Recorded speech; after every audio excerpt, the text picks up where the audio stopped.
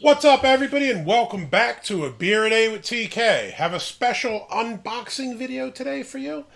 Basically, this order here is probably some of the very last beers to come out of the Spencer Trappist Brewery in Spencer, Massachusetts. Now, if you're not familiar with the Trappist breweries, basically what they are breweries that are run by monks. And in this case, it's the monks of St. Joseph's Abbey. Now, there are 13 remaining Trappist breweries in the world after the closure of the Spencer Trappist Brewery, which just happened. I think they announced it at the end of May here. Pretty recent news. So there are 13 remaining, 6 in Belgium, 2 in the Netherlands, 1 in Austria, 1 in Italy, 1 in England, and 1 in Spain. Now, some of the breweries that are Trappist breweries are amongst the most famous in the world. So Chimay, Westmalle, Orval turn out really great stuff. Now, the other ones, Spanish, Italian, and those ones, I don't think I've tried any of their stuff yet. Now, it is kind of sad news to see that the only Trappist brewery in the U.S. is shutting down. After I saw the news, I rushed to the internet, as did Anderson, and probably beer nerds all over the world, and we decided to buy up some of the stuff from Spencer before it's gone forever. So with that in mind, we actually went to this shop here. It's called Belgian Style Ales, which is in Cleveland, Ohio, and tried to order some beers. Now, I will say this: I think Anderson beat me to the website by not much, because when I saw the order numbers, they were pretty close in time. And he managed to get quite a bit. He had 2 big boxes delivered today. By the time I got there, it was slim pickings. There wasn't a whole lot to choose from. But I did manage to get a couple of different beers from Spencer. And then I picked up another one as well. It was from a brewery. I'd never seen it before. Another Trappist style brewery. So, that's pretty cool.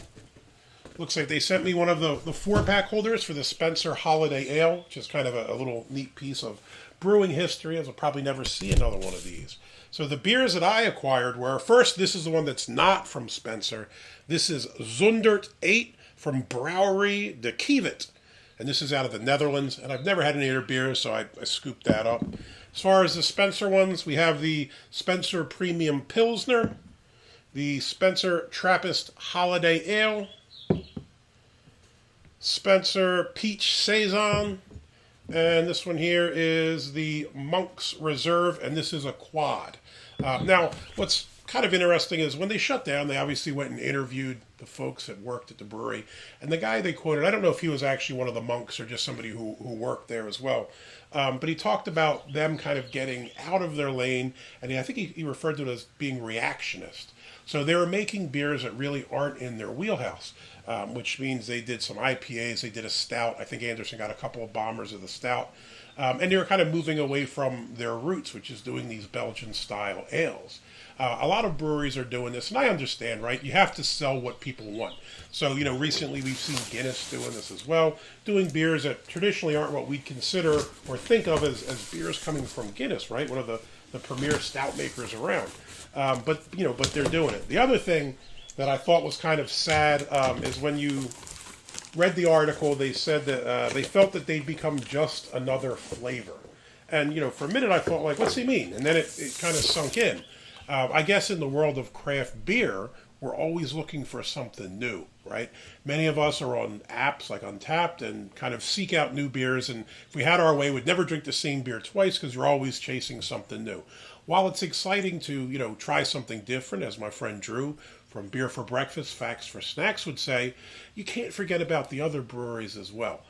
They do rely on your patronage, and they exist because people buy their products. So as much as many of us are probably, crying and say, oh my God, it's such a terrible thing that Spencer Trappist Brewery is ceasing operations, we probably failed them in that we didn't buy enough of their beers. So I'm going to take this as just a wake-up call. I'm not saying don't try new beers, don't check out new breweries, but don't forget about the favorites that you've had that have gotten you through the years so far. This is Spencer Brewing, started in 2014 and is ceasing brewing operations in 2022. So it's only about 8 years they're in operation. So kind of sad news. But I did manage to pick up a glass, 4 beers, and this other one here. And I think, where's the bill? Came in a little book here for Belgian Style Ales. Again, go to belgianstyleales.com. And the bill for this looks like it was $55.23, including shipping.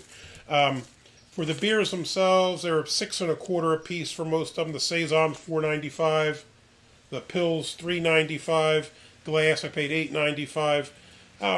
Not a bad price, but just kind of sad to see them go. So, is what it is. I'll be doing some reviews on these last of the Spencer beers in the next couple weeks, so hopefully you check those out. Till next time, take care. Cheers.